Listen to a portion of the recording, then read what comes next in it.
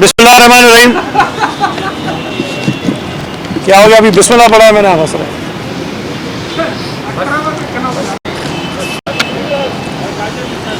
बिस्मिल्लाहिर्रहमानिर्रहीम। आज फिर आपको जहमत दी हमने, और बहुत सारे साथी हैं इससे कराची शहर के जो पीपल्स पार्टी में शामिल होने के लिए इंटरेस्टेड हैं, तो ये सिलसिला से जारी रहेगा। मैं शुक्रिया अदा करता हूँ सुमिता का कि उन्होंने बिलाखिर पीपल्स पार्टी में शमूलियत का एक फ़ैसला किया, और ये इनकी जो सियासी ज़िंदगी है यकीनन उसका अहम फ़ैसला है। और मुझे उम्मीद है कि जो तवक्कुआत हमने इनसे रखी हैं कि जिस अंदाज़ में ये MQM में असम्बली में काम करती रही हैं, उससे ज़्यादा बेहतर तरीके से पाकिस्तान पीपल्स पार्टी में शामिल होने के बाद अपनी सलाहियतों के ज़रिए पीपल्स पार्टी की भी खिदमत करेंगी, और कराची शहर के लिए ख़ास तौर पर इनकी जो सोच है उसको पीपल्स पार्टी के ज़रिए आगे बढ़ाएंगी। तो मैं गुजारिश करूँगा थोड़ी सी सुमिता बात कर लेंगी, उसके बाद वकार भाई और नासिर शाह साहब बात करेंगे, फिर आपके जो सवालात होंगे वो मैं ले लूँगा। चलो अब तो आ जाएगी, माइक में आ गई अब आवाज़, ऐसे आप बात करें। चलिए। आउज़ुबिल्लाहि मिनश्शैतानिर्रजीम, बिस्मिल्लाहिर्रहमानिर्रहीम। यहाँ पे मौजूद सारे सहाफ़ी हज़रात, आप लोग का यहाँ आने का बहुत बहुत शुक्रिया। मैं शुक्रगुज़ार हूँ पाकिस्तान पीपल्स पार्टी के चेयरमैन बिलावल भुट्टो ज़रदारी साहब का, अदी फरियाल तालपुर साहिबा का, जिन्होंने मुझे पाकिस्तान पीपल्स पार्टी में वेलकम किया, और ख़ास तौर पे सईद गनी भाई का, नासिर शाह साहब का, मोहम्मद अली राशिद साहब का, यहाँ पे जनरल सेक्रेटरी साहब भी मौजूद हैं, वकार मेहदी साहब का, कि वो आज यहाँ पे आए, और कुछ नाम ऐसे हैं जिनकी वजह से ये प्रोसेस जो है वो बहुत आसान और बेहतर हुआ मेरे लिए, जिसमें सईद गनी भाई, नासिर शाह और शर्जील मेमन का वो है। इन्होंने मुझे हमेशा से बहुत सपोर्ट किया, वो मेरे MQM के दिन हों, सिंध असम्बली में, या उसके बाद भी। तो इन सब का बहुत बहुत शुक्रिया करती हूँ। मेरी उम्मीद यही है कि जिस तरह मैं एक्टिवली पहले कराची के लिए आवाज़ उठाती रही हूँ, काम करती रही हूँ, सिंध असम्बली में भी और ग्राउंड पे भी, मेरी उम्मीद यही है कि पाकिस्तान पीपल्स पार्टी का ये प्रोग्रेसिव फोरम ज्वाइन करने के बाद भी मैं इसी तरह से एक्टिव रहूँगी और काम कर सकूँगी। पाकिस्तान पीपल्स पार्टी एक बहुत प्रोग्रेसिव नेशनल पॉलिटिकल पार्टी है, जिसका ये प्लेटफॉर्म जो है मेरा एजाज़ है कि मुझे ये प्लेटफॉर्म मिला। और कराची में जो ये नफ़रतें और बायस्ड और पॉलिटिकल पार्टीज़ में आप देखते हैं कि ज़्यादातर जो है लसानियत के ऊपर ये होती है। आई थिंक पाकिस्तान पीपल्स पार्टी एक बहुत बड़ी पार्टी है, और यहाँ पे बायसेस नहीं है, डाइवर्सिटी है। सो जिस तरह से इन लोग ने मुझे वेलकम किया है, आई होप कि और भी लोग जो कराची के लिए काम करना चाहते हैं, कराची की बेहतरी चाहते हैं, कराची में अमन चाहते हैं, कराची में प्रोग्रेस चाहते हैं, वो भी पाकिस्तान पीपल्स पार्टी के साथ जुड़ेंगे और हमारे हाथ मजबूत करेंगे। अगेन आप लोग का बहुत बहुत शुक्रिया कि ये प्रोसेस जो है एक स्मूथ प्रोसेस हुआ, एंड आई होप कि पॉलिटिकल एक्टिविटीज़ जो हैं और ज़्यादा बेहतर होंगी। Thank you. सही हाँ, बात तो कर ली। हाँ करना जी जी चलो।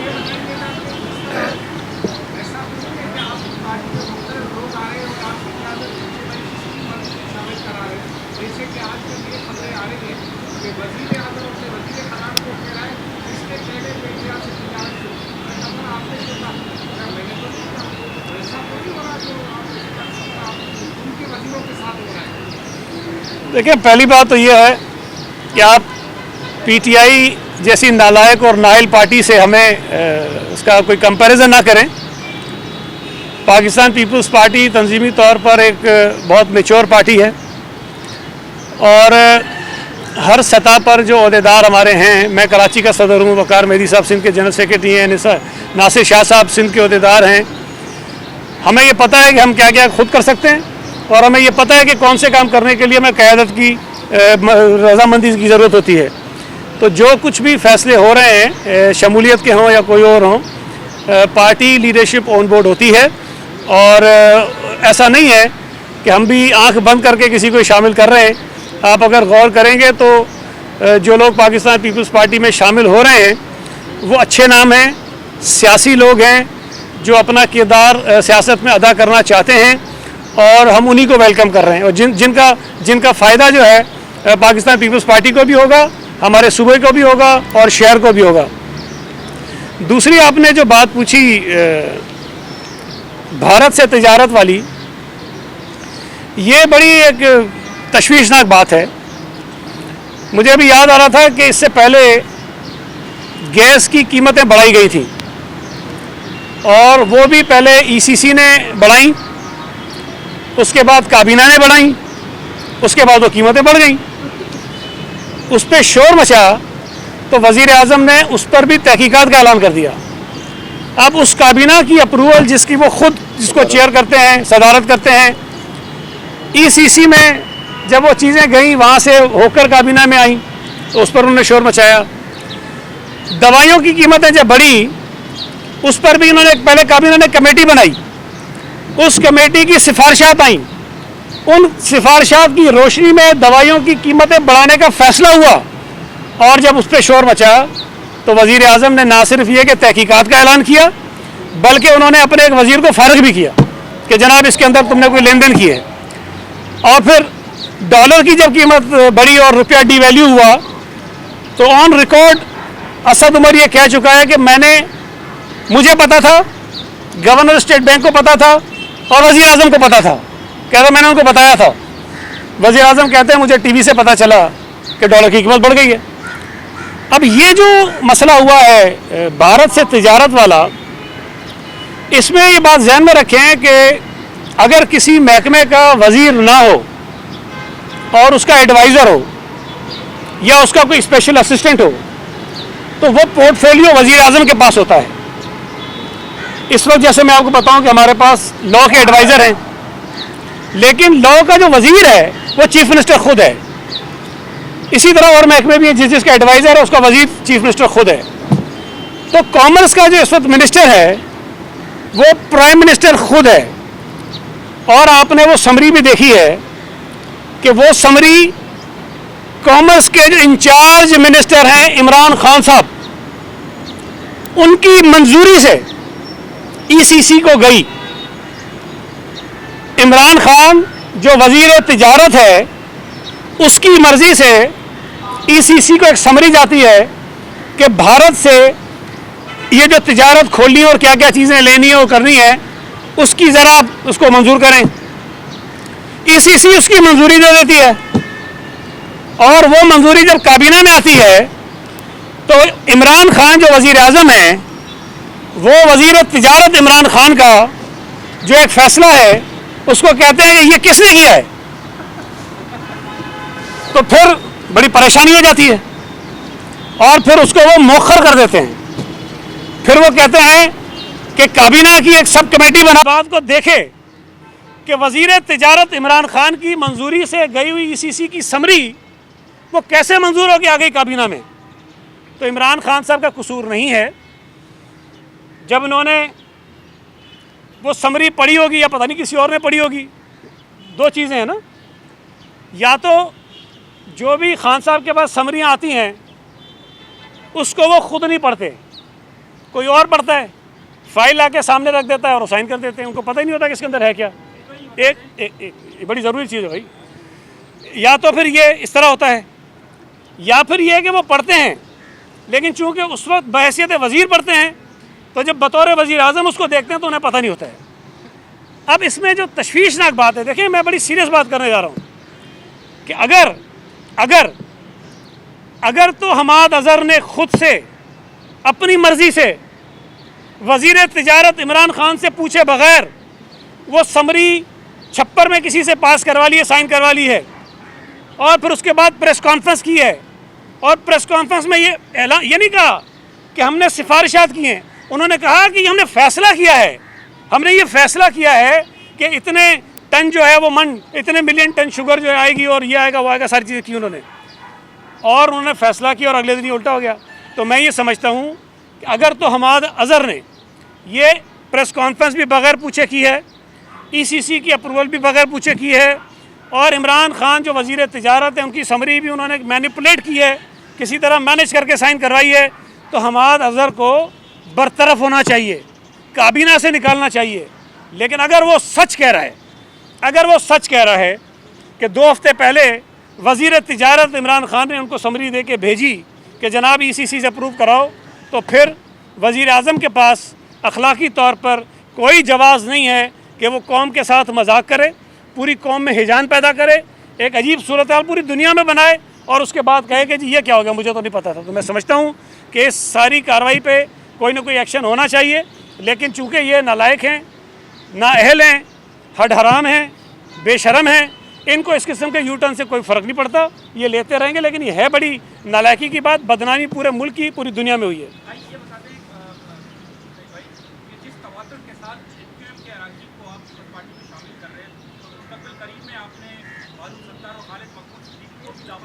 और दूसरी बात ये है कि बायसियत पीपल्स पार्टी पॉलिसी बयान दे दें, क्या आप जो भारत से तिजारत के हवाले से जो पॉलिसी है ईसीसी के फैसले को आप कबूल करते हो या काबीना ने जो उसकी मुखालफत की है उस फैसले को कबूल करते हो? देखिए, हमसे ये सवाल तो इसलिए नहीं बनता आपका कि काबीना का फ़ैसला मानते हैं या ईसीसी का मानते हैं। और भाई, जब इमरान खान वज़ीर तिजारत और इमरान खान वज़ीर आज़म के दरमियान इत्तफाक़ नहीं है, वो नहीं मानता ईसीसी का फ़ैसला, और इमरान खान वज़ीर तिजारत काबीना का फ़ैसला नहीं मानता, तो मुझसे क्यों आप पूछ रहे हो? लेकिन हाँ, ये जो आप उसूली बात कहते हो कि भारत से तिजारत होनी चाहिए नहीं होनी चाहिए, पाकिस्तान पीपल्स पार्टी का हमेशा से ये उसूली एक मौक़िफ़ रहा है। हम किसी भी हालत में पड़ोसियों के साथ जंग की सूरत हाल में नहीं जाना चाहते, लेकिन जो कुछ इस वक्त कश्मीर में हो रहा है, जो कुछ कश्मीरियों के साथ ज़्यादती हो रही है, पीपल्स पार्टी का बड़ा वाज़ेह मौक़िफ़ है कि हुकूमत को अगर कोई भी पॉलिसी अपनानी है तो पार्लियामेंट को एतमाद मिले, पूरी पाकिस्तानी कौम को एतमाद मिले, पाकिस्तानी कौम के मुंतखब नुमाइंदों को एतमाद मिले, वो जो फ़ैसला करें उस पर आगे बढ़ें।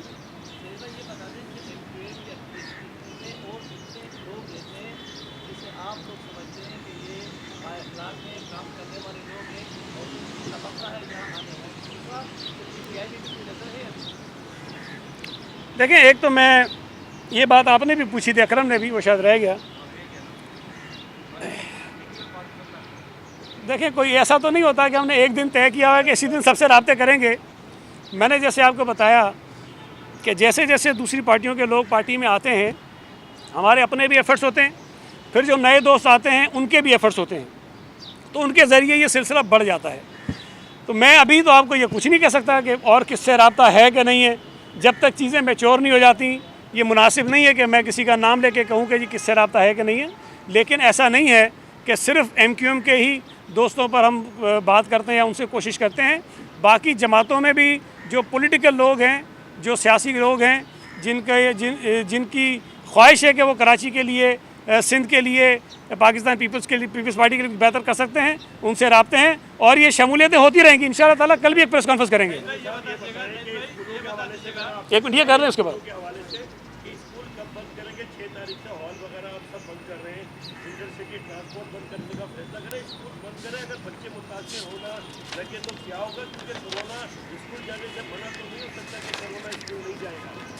अच्छा, मैं आपसे आपके सवाल का जवाब देता हूँ, लेकिन एक और बड़ी आज अहम चीज़ हुई है, मैं उस पर सवाल बात कर लूँ फिर आपके सवाल का जवाब भी देता हूँ। देखिए, आज ये खबर आई है कि बरतानिया ने कुछ ममालिक को ब्लैक लिस्ट में डाला है, जिसमें पाकिस्तान भी शामिल है, और वो शायद ये जो कोविड है उसकी वजह से डाला, और यहाँ से जो ट्रैवलिंग होनी है उस पर वो पाबंदी लगा रहे हैं। ये बात बायस अफसोस इसलिए है कि इस वक्त पाकिस्तान में जो कोविड की थर्ड लहर आई हुई है, तीसरी लहर जो आई है, जिससे पंजाब और खैबर पख्तूनख्वा बहुत मुतासिर है, वो उस वेरिएंट की वजह से है जो बरतानिया से इंपोर्ट हुआ है और यहाँ पर आया है, और उन लोगों की वजह से जो बरतानिया से पाकिस्तान आए और उनकी वजह से फैला है। इस सूरत हाल में जब पाकिस्तान में ख़ुद बरतानिया से आया वो वायरस तबाही फैला रहा हो, तो बरतानिया की जानिब से पाबंदी लगाई जाना जो है वो बड़ी गलत, एक मैं समझता हूँ कि बात है। पाकिस्तान में इस वक्त भी, आज भी जब मैं आपसे बात कर रहा हूँ, भारत में सूरत हाल ज़्यादा ख़राब है, लेकिन वो जो ब्लैक लिस्ट करने वाले ममालिक हैं उसमें भारत शामिल नहीं है। जब बरतानिया में ये नया वेरिएंट आया और वहाँ तबाही फैला रहा था, तो पाकिस्तान की हुकूमत ने तो बरतानिया से आने वालों पर पाबंदी नहीं लगाई, जो उसूली तौर पर लगनी चाहिए थी कि लोगों को स्क्रीनिंग की जाती, उसके बाद ही अब लाया जाता।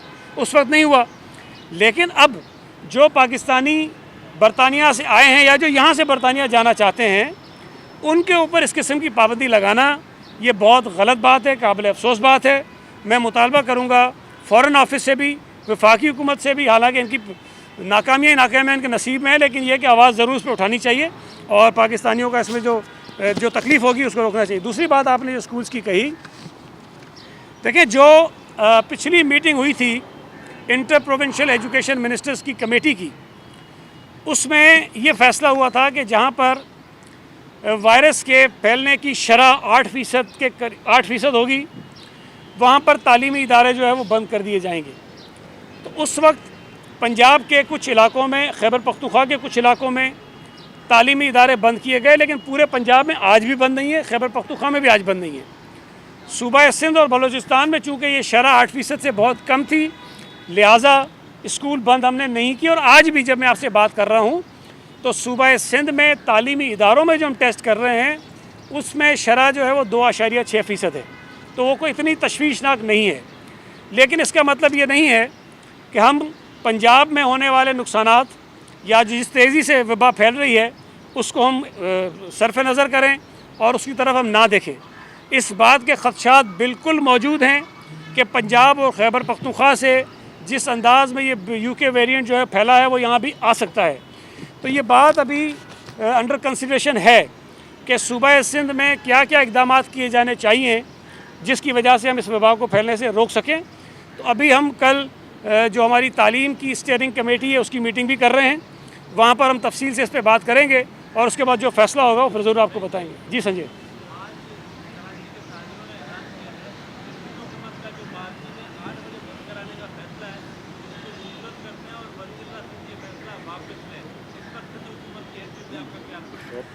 देखें, अभी तक जितने फ़ैसले भी सिंध हुकूमत ने किए हैं, जो नोटिफिकेशन जारी किए हैं, वो तमाम के तमाम वो फ़ैसले हैं जो NCOC के फ़ोरम पर हुए हैं। और आपके इल्म में है कि जब गुज़िश्ता बरस ये वायरस आया तो सुप्रीम कोर्ट ने एक फ़ैसला दिया जिसमें उन्होंने कहा कि वफाकी हुकूमत फ़ैसले करे और बाकी सूबे उस पर अमल दरामद करवाएँ।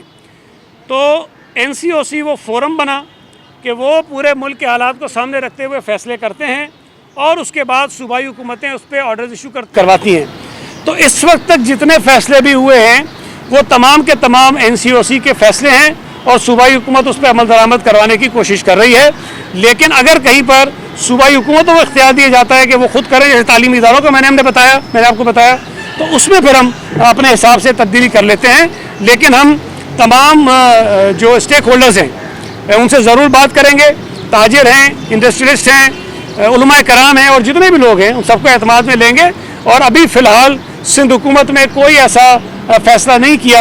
अभी शाह साहब ने भी प्रेस कॉन्फ्रेंस की थी, आपको तफसील उन्होंने बताई है कि जिसमें ये तासुर जाए कि हमको हर चीज़ बंद करने की तरफ जा रहे हैं। फ़िलहाल ऐसा कोई फ़ैसला नहीं है, जो चीज़ें वो आपके सामने हैं। Thank you ji.